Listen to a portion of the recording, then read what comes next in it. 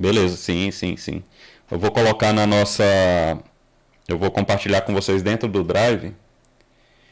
Então vamos lá, deixa eu gravar.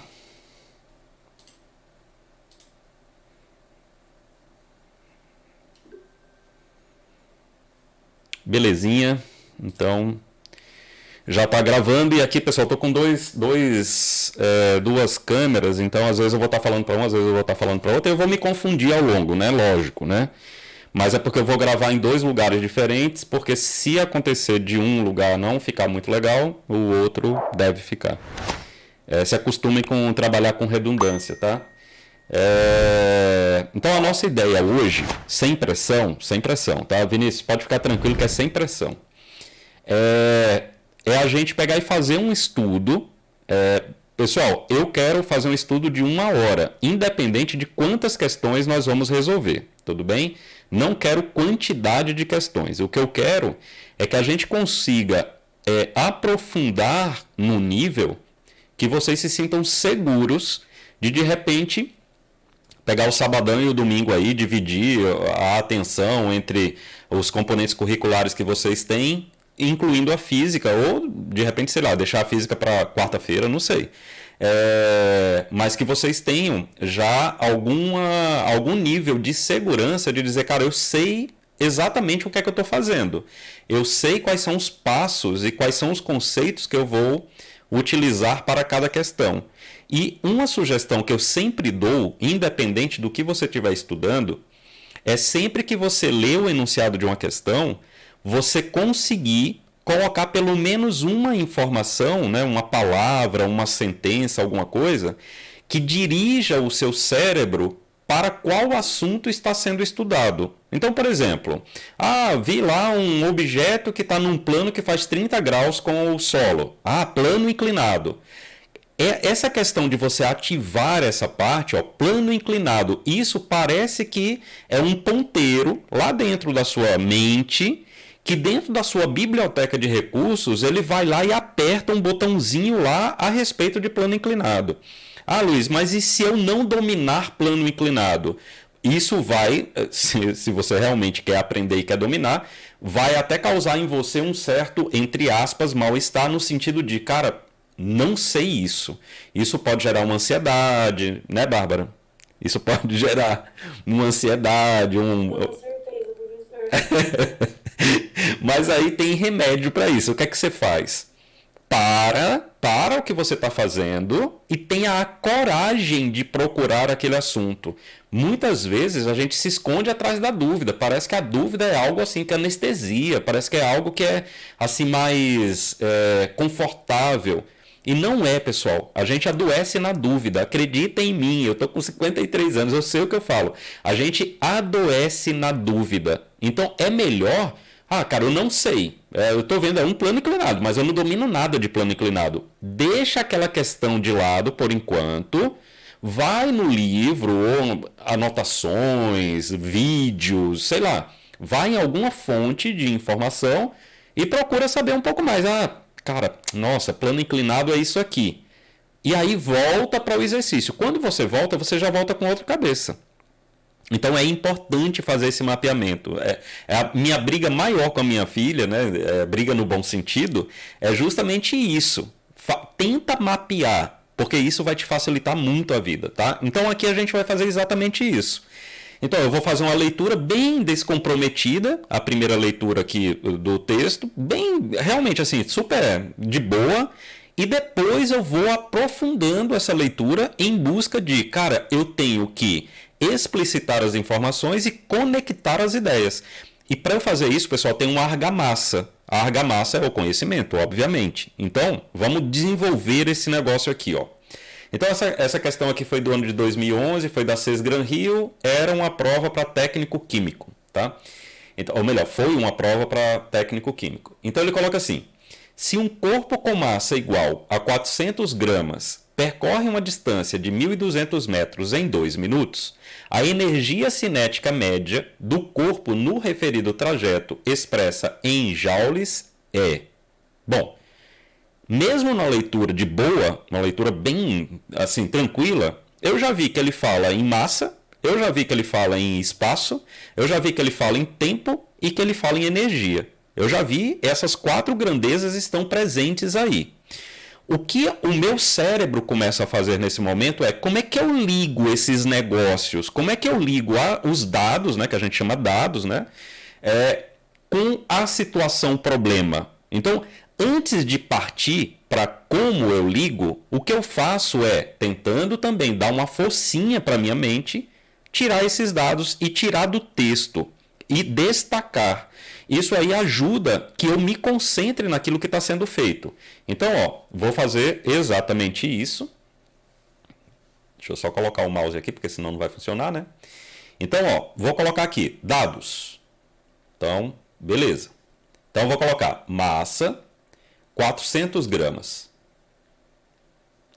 Distância, então vou botar a distância como sendo ΔS. Vou botar aqui 1.200 metros.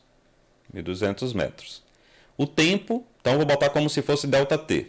Então eu vou colocar aqui 2 minutos. Beleza?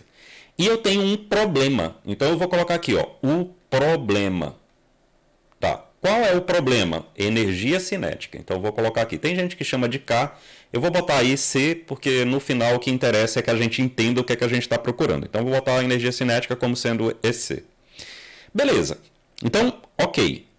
E ele quer essa energia cinética não é em qualquer unidade. Ele quer essa energia cinética em alguma coisa medida em joules. Ok. Isso aqui já me dá uma luz do seguinte. Cara, se ele quer energia em joule, então ele está trabalhando no sistema internacional. E se eu for trabalhar no sistema internacional, eu tenho ajustes a fazer. Por exemplo, a massa não pode estar em grama, ela tem que estar em quilograma. E aí vocês vão lembrar lá da primeira semana de aula que eu pego o que está em grama, divido por 1000, isso aqui vai dar 0,4, mas sossegadamente eu chego em quilograma, que é uma unidade básica do sistema internacional. O espaço eu não vou mexer, ele já está em metros, então eu não preciso colocar em quilômetros, mas o ΔT está em minuto, vou transformar aqui em segundos. Então, sempre lembrando, ó, massa em quilograma, espaço em metros, tempo em segundos e algumas outras grandezas para que a gente gere as grandezas que são grandezas derivadas. Então, por exemplo, força, massa vezes aceleração. Aceleração, velocidade dividido pelo tempo. Velocidade, espaço pelo tempo. Ou seja, até chegar em força, eu já passei por algumas outras grandezas que a gente teve que derivar a partir das grandezas básicas, tempo e espaço. E a massa, né? Então, o primeiro alinhamento que eu faço é o alinhamento de unidades. E é interessante, e eu falo para vocês por experiência, vocês sabem, eu não falo em pensadores, né? Eu não sou um cara da licenciatura, eu sou um bacharel, né? Então eu não falo sobre grandes pensadores, não que eles não tenham valores, mas é que eu trago a coisa mais para o chão de fábrica, beleza? Isso faz, esse tempinho que eu estou gastando aí, colocando as unidades, já dá mais um tempo para minha cabeça para pensar na situação problema. Então é como se eu estivesse meio que enrolando, no bom sentido, para que as coisas vão se encaixando na minha cabeça de um modo que no final eu consigo resolver. Então, vamos lá. Vou colocar aqui o campo da solução. Tá. Ele quer energia cinética. Ok, eu ainda não sei quanto é. Mas até chegar na energia cinética, por onde eu passo? E aí, pessoal, é a parte da teoria. Essa é a parte da teoria que vocês estão tendo agora, dessa forma que a gente está fazendo, nesse estudo aqui mais intimista, né? Só a gente aqui. E que a turma ainda não teve. A turma está lendo o e-book, tá? Vejam, o conceito de energia é um conceito bastante interessante no campo da dinâmica, né? Aqui a gente não está interessado só da parte de movimento, até porque energia a gente pode encontrar em um corpo, por exemplo, que está parado, que é o caso da energia potencial gravitacional. Então, energia ela tem a ver muito com trabalho realizado. Um trabalho realizado. Então veja, eu estou indo para trabalho e o cara está pedindo energia. Mas é que existe um link entre esses conceitos. E como é que é esse link? Então eu vou colocar aqui, ó. Vamos passar aqui pela conceitualização teórica. Então vou botar a teoria aqui. Beleza. Vamos passar primeiro pelo trabalho. Então, o trabalho, que é essa letra aqui, o tal, né? Ele é basicamente, se a gente for fazer uma análise dimensional, ele é basicamente isso aqui, ó. Uma força vezes um deslocamento. Então é isso. Basicamente é isso. Força vezes deslocamento. Tá? Aí se você olhar, eu tenho deslocamento já, ó, 1.200 metros. Então eu já vou localizando o dado com aquilo que eu necessito.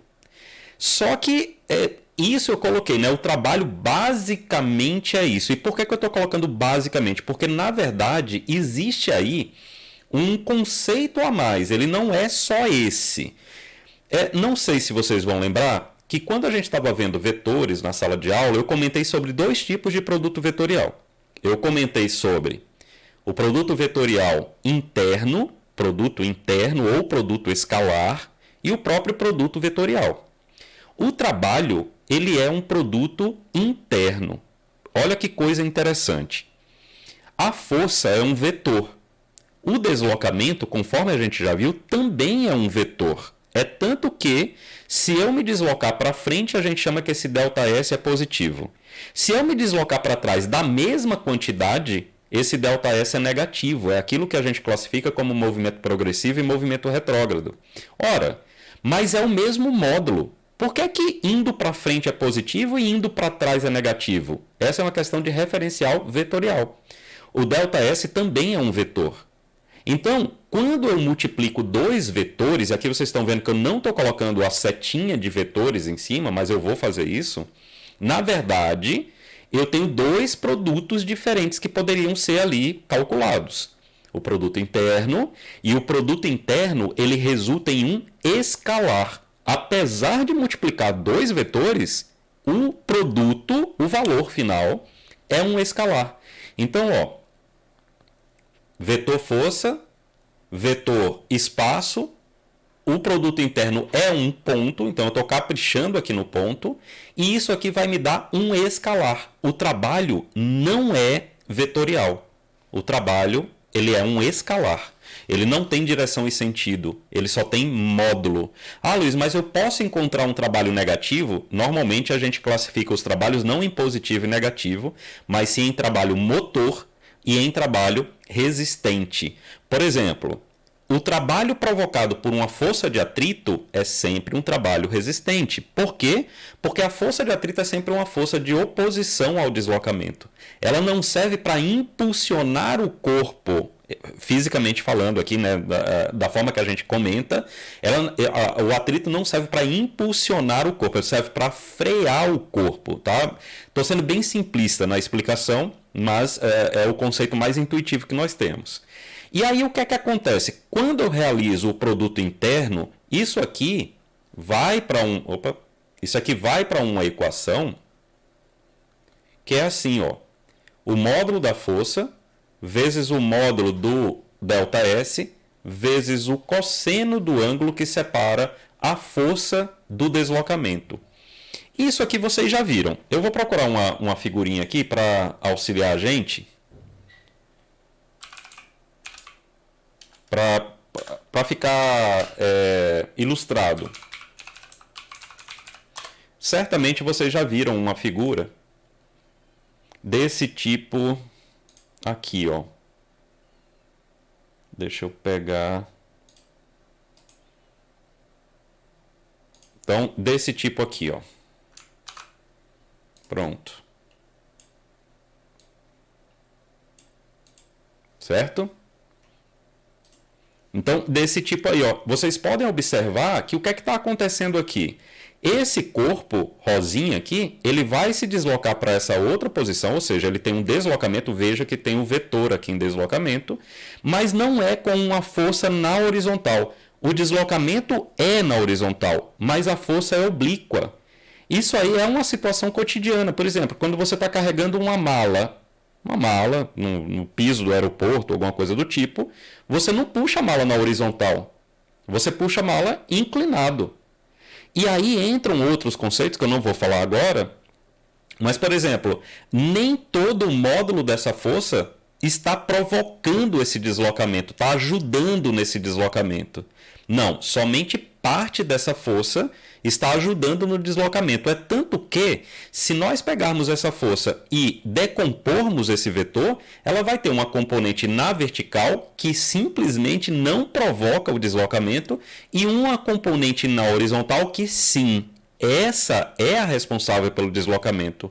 Ou seja, nem todos os newtons dessa força provocam esse deslocamento. Ou seja, então, nem todos os newtons dessa força provocam trabalho. Qual é o percentual, qual é a parte dessa força que provoca o trabalho? Se nós formos fazer uma análise bem grosseira, eu poderia fazer o seguinte, então, ó, força vezes cosseno de θ, isso aqui é a componente horizontal da força, isso vezes o deslocamento.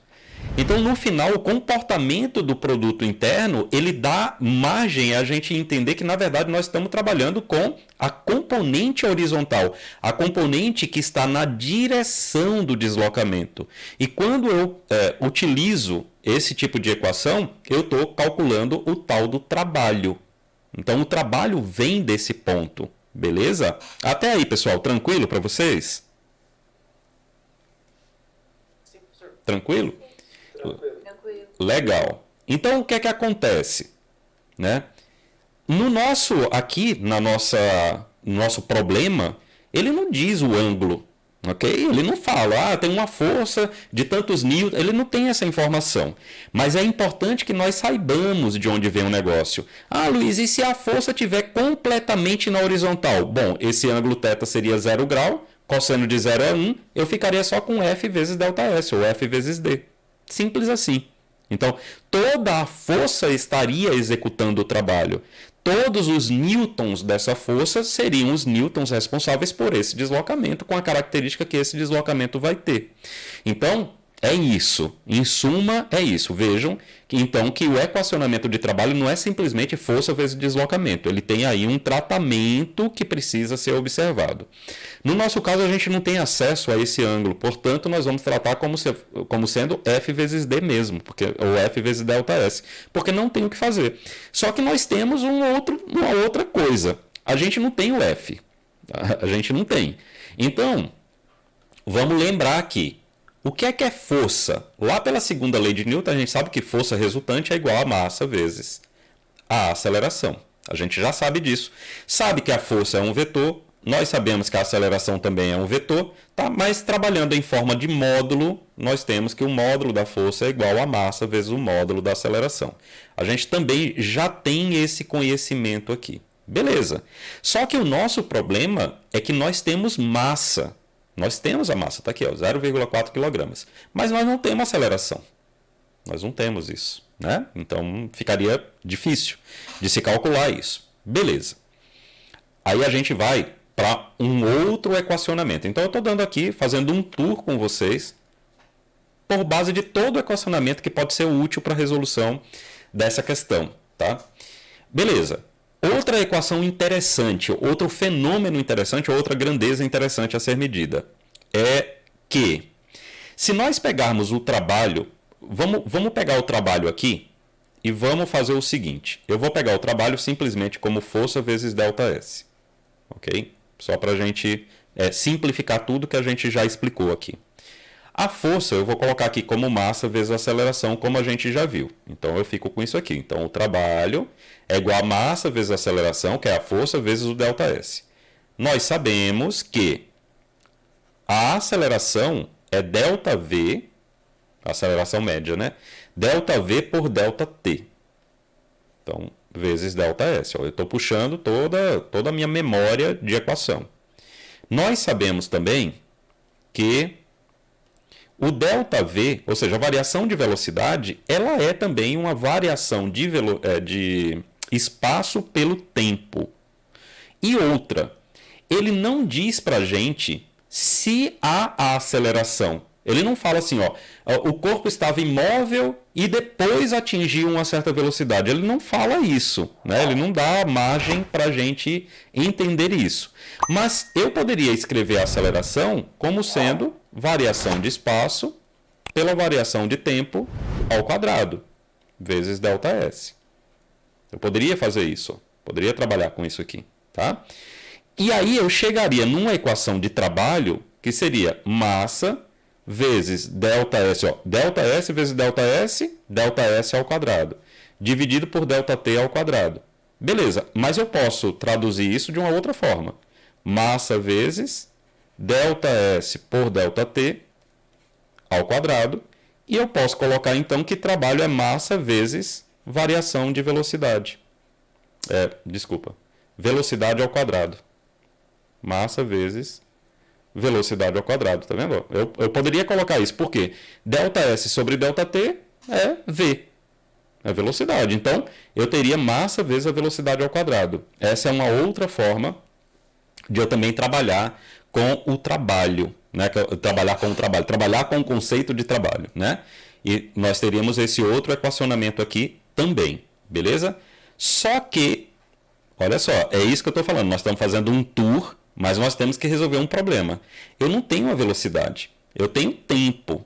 O tempo eu tenho, mas eu não tenho a velocidade, né? Eu tenho a massa, eu tenho o espaço e eu tenho o tempo. Ou melhor, né? Agora sim, agora eu fecho a ideia. Nós temos a velocidade porque nós temos o espaço e nós temos o tempo. Mas tem uma coisa interessante da gente saber, que é, até agora eu não falei sobre o conceito de energia e é isso que eu quero falar agora, tá? Quando nós falamos em energia, pessoal, e aí eu vou abrir aqui uma página em branco, porque é muito importante para que a gente resolva essas equações, esses problemas aqui, que a gente resolva a parte conceitual de energia. É importante que a gente saiba o seguinte: quando nós estamos na energia mecânica, que é o caso que nós estamos desenvolvendo aqui, porque a gente não está trabalhando com energia elétrica ou energia térmica, nós estamos trabalhando com algo de movimento e tal, e, portanto, classificado num grande grupo de energia, que é a energia mecânica. Essa energia mecânica, geralmente, ela é composta de duas parcelas diferentes.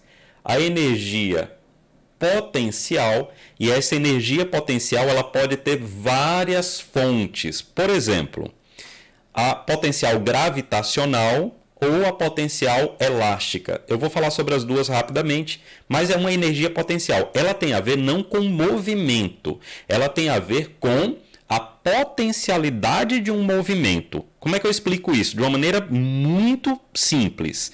Se eu estou segurando essa caneta aqui, e se eu soltar a caneta se movimenta. Ou seja, então eu posso, de uma forma bem grotesca, falar o seguinte: mesmo segurando essa caneta e a mantendo imóvel, eu sei que ela tem potencial para se mover. Isso é, de uma forma simples, entender que a energia está represada naquele lugar. Tem energia para ela se movimentar, basta que haja uma atitude a mais. No caso, seria soltar a caneta. A mesma coisa uma mola. Se você parar para pensar, se você segurar uma mola, comprimir essa mola na mão, você sabe o seguinte, cara, se eu soltar, essa mola vai expandir. Então, é uma energia potencial. Está ali, mas não foi usada ainda. E uma outra fatia, uma outra parcela, que é a tal da energia cinética. A energia cinética tem tudo a ver com movimento. Tudo a ver com movimento. Mas a energia mecânica não totalmente. Por quê? Porque ela tem uma parte que é potencial. A energia cinética, a fórmula dela é isso aqui, ó. Energia cinética é a massa vezes a velocidade ao quadrado sobre 2. Ela é isso aqui, ó. Ok? E a energia potencial, aí eu vou dividir em duas. A energia potencial, quando ela é a gravitacional, energia potencial gravitacional, ela é mgh, ou seja, a massa do corpo, a aceleração gravitacional do local e a altura que esse corpo vai se movimentar. Então, por exemplo, uma bola que está a 3 metros de altura, ela vai cair, então o H é 3 metros. E eu tenho também a energia potencial elástica, que é kx ao quadrado sobre 2.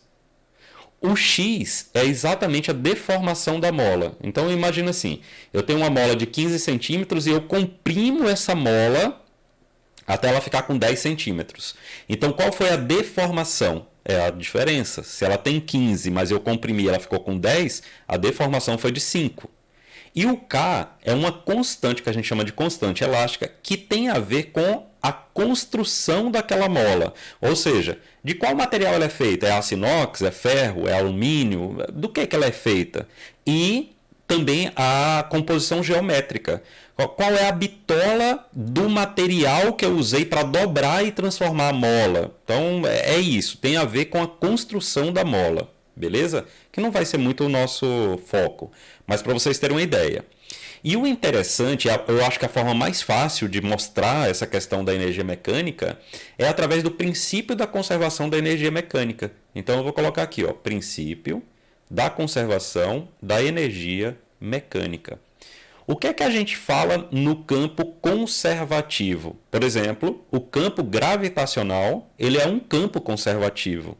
Ele não é um campo dissipativo, ok? Por exemplo, uma mesa com atrito é dissipativo. Por quê? Porque eu tenho forças de dissipação, né? Eu tenho forças que ali corroem todo o potencial do meu movimento, transformando, por exemplo, o atrito de um movimento de um corpo sobre um tampo de uma mesa em calor, em som.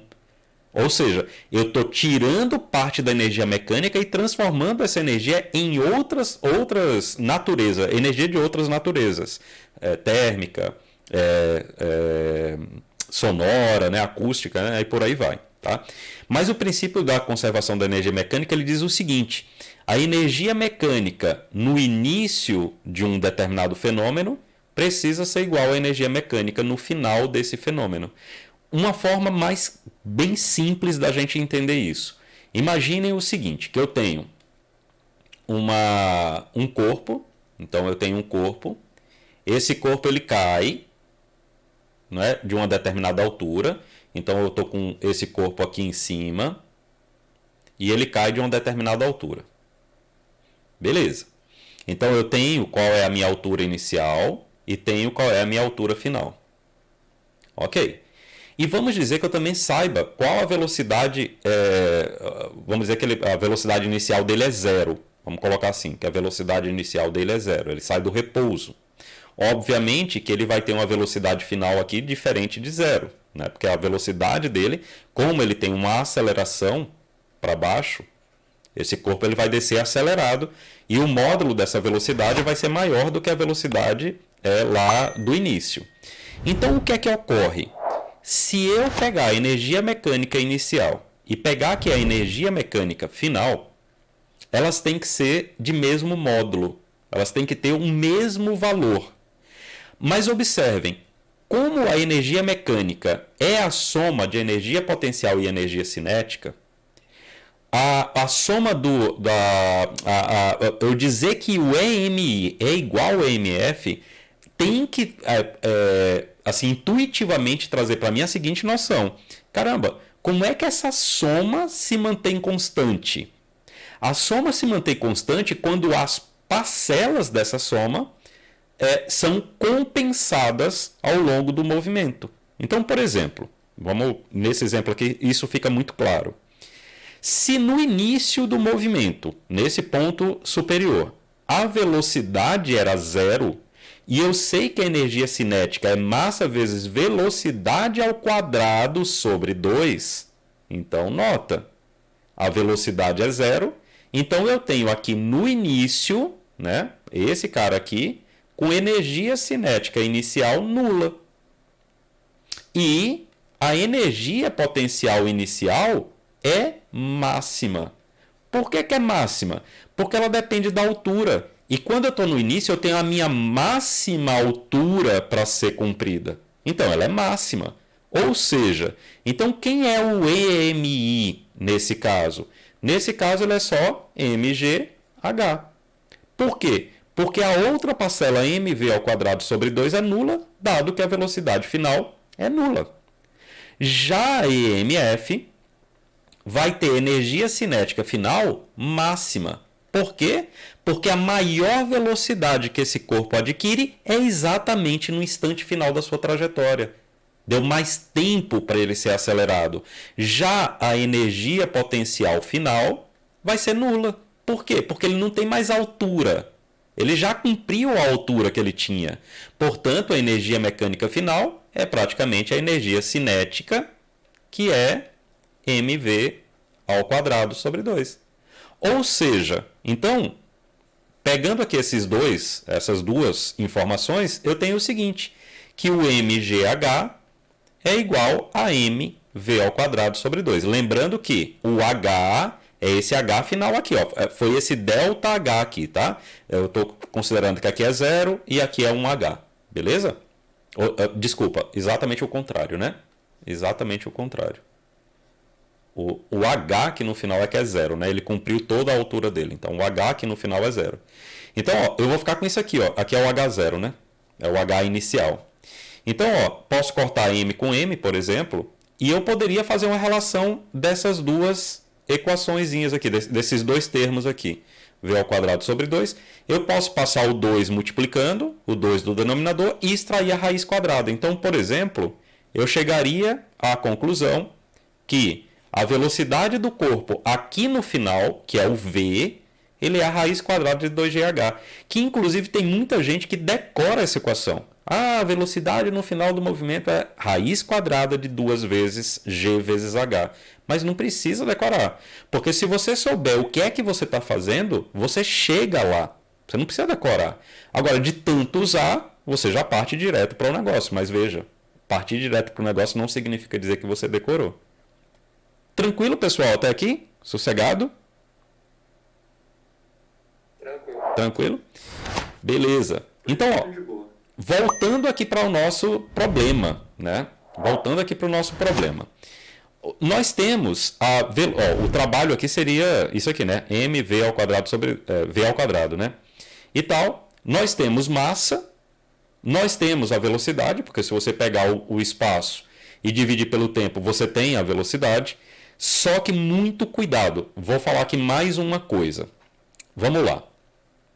Existe como você sair do campo da energia e ir para o trabalho. De que forma? Pessoal, deixa eu só ligar aqui melhor minha caixinha de som para poder ouvir vocês.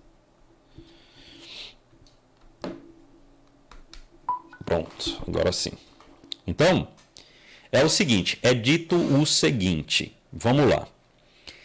Note o seguinte, vamos pegar aqui nessa situação o seguinte caso.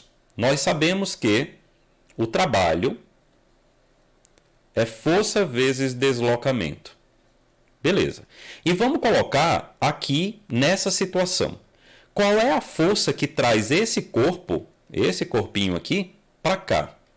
Né? É a força peso. Então eu poderia colocar aqui que o trabalho é igual ao peso vezes a variação de espaço. Ou seja, vezes a altura, se a gente colocar assim, né? Vezes a altura.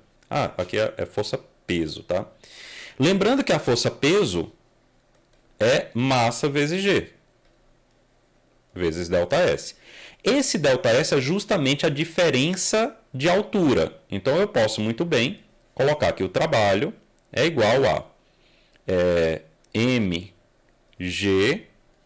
H final menos H inicial. Posso colocar isso aqui, ó. E posso colocar ainda o seguinte, que isso aqui é mgh menos mgh0. Se nós pensarmos dessa forma, pensem comigo. mgh é energia potencial final e mgh0 é energia potencial inicial. Ou seja, o trabalho é a variação da energia potencial. É essa variação da energia potencial. A energia mecânica não varia. No campo conservativo ela não varia. Mas a energia potencial varia. Então eu posso dizer que o trabalho é a variação da energia potencial. E depois eu quero que vocês descubram se existe uma relação aqui de menos ou mais. Por que eu estou falando isso? Vamos lá. A energia potencial final, ela é zero. Ó, aqui, ó. Ela é zero. Ok? A energia potencial inicial, ela é máxima. Ó. Ou seja, o que é que está acontecendo então com o trabalho? o trabalho é como se ele tivesse negativo. Porque se eu pego uma grandeza que no final é zero, menos uma grandeza que no início era máxima, então é como se eu já sei aqui que eu tenho um número negativo. Ou seja, se eu fizer esse tipo de jogada, mesmo sabendo que o peso é para baixo, ó, o peso tem o sentido do deslocamento. O trabalho dele deveria ser um trabalho positivo. Então, o que é que eu associo? Eu vou matar a charada aqui, mas eu vou passar um exercício para vocês pensarem.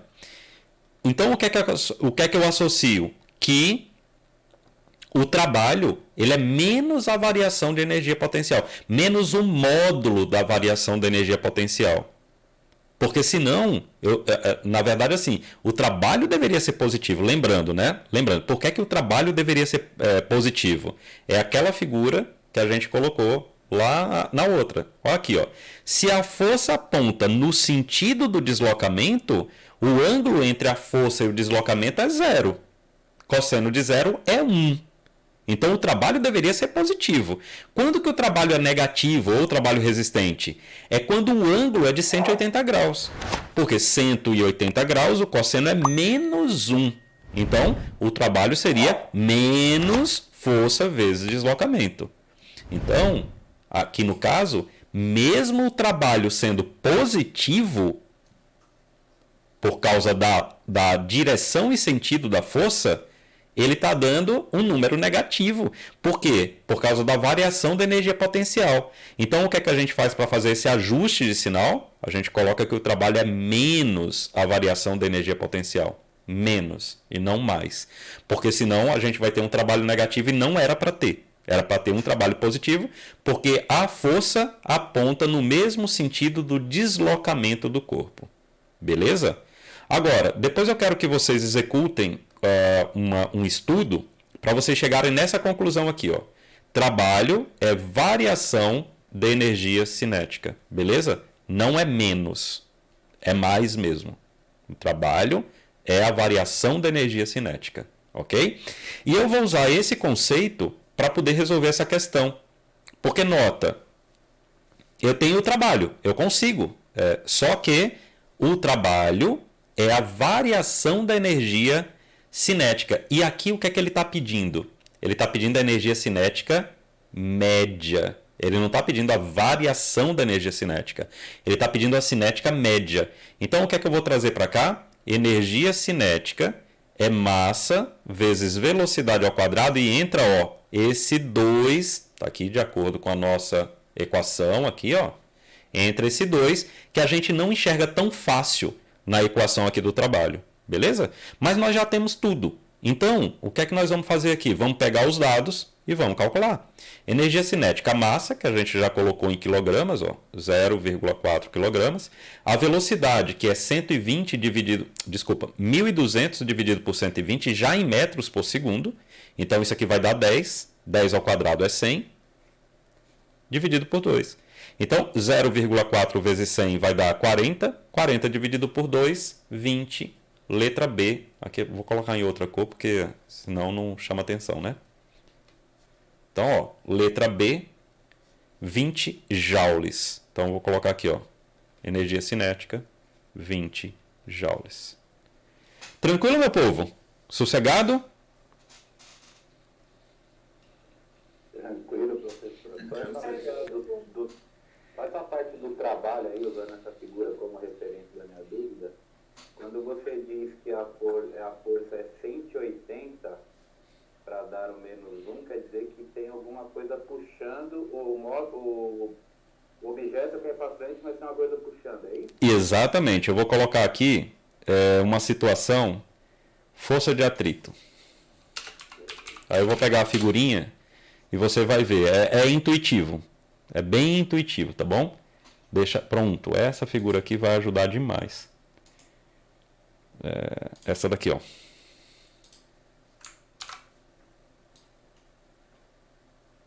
Tá vendo aqui, ó? Então, ó, aqui, ó. O deslocamento está sendo para a direita, mas a força de atrito freia. Então, eu tenho 180 graus. Aí, quando eu calculo cosseno de 180, é menos 1. Então, o que é que vai acontecer? Menos 1 vezes o módulo da força de atrito vezes o módulo do deslocamento. Cara, não tem como dar positivo. Vai dar negativo mesmo. Tranquilo? É o que a gente chama de trabalho resistente. Trabalho resistente. Todas as vezes que você tem uma força de atrito, ela não executa trabalho motor. Ela executa trabalho resistente. Beleza. Tranquilo? Então tá aí. Essa foi só a primeira questão, hein, pessoal? Assim, mas, pô, a gente não tá só resolvendo. Também tem que ver esse lado aí.